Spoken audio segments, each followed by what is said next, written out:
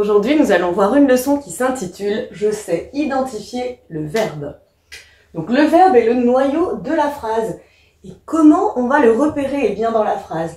Donc si je peux mettre un pronom personnel sujet devant, comme je, tu, il, elle, nous, vous, il, elle au pluriel, eh bien il s'agit du verbe, ou si je peux le mettre à la forme négative.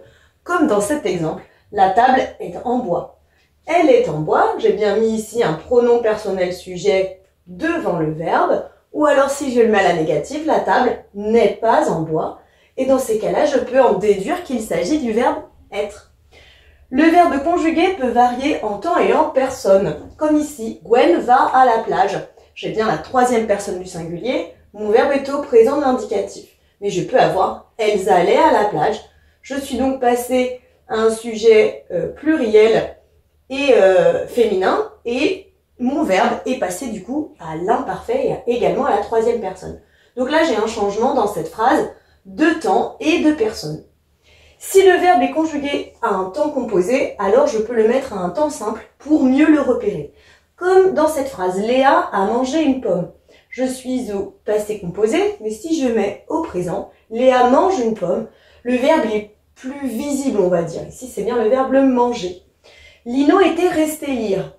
Ici, il s'agit d'un temps composé qui est le plus que parfait, avec ici l'auxiliaire, ici à l'imparfait et le participe passé. Si je mets au présent de l'indicatif, Lino reste lire un livre, eh bien, il me semble plus clair ici qu'il s'agit du verbe rester. Et je termine ce cours en précisant qu'il faut faire attention aux homophones. Les homophones entre donc les mots qui se prononcent pareil, entre un verbe et un nom commun. Comme un appel, attention ici, c'est un nom commun, puisqu'on peut mettre un ou une devant, alors que il appelle, et vous voyez, ça ne s'écrit pas de la même manière. Là, ici, il s'agit du verbe, et j'ai bien un pronom personnel sujet devant. Un travail, elle travaille. Deux L-E, A-I-L. À toi de jouer à présent. Afin de voir si tu as bien compris, je te propose de repérer le verbe conjugué. Tu es prêt? C'est parti. Que faisons-nous à cet endroit? Ici, le verbe conjugué se situe ici, parce qu'en fait, j'ai bien un pronom personnel sujet, mais qui est inversé puisqu'il s'agit d'une question. Elle travaille tard. Là, sans problème, j'ai bien un pronom personnel sujet devant, le verbe c'est bien travailler. Il arrive en retard au travail. Le verbe ici, c'est bien arriver, hein, et on fait attention parce que là, c'était bien elle travaille, mais ici, au travail, c'est bien un nom. Noé dessinait très bien.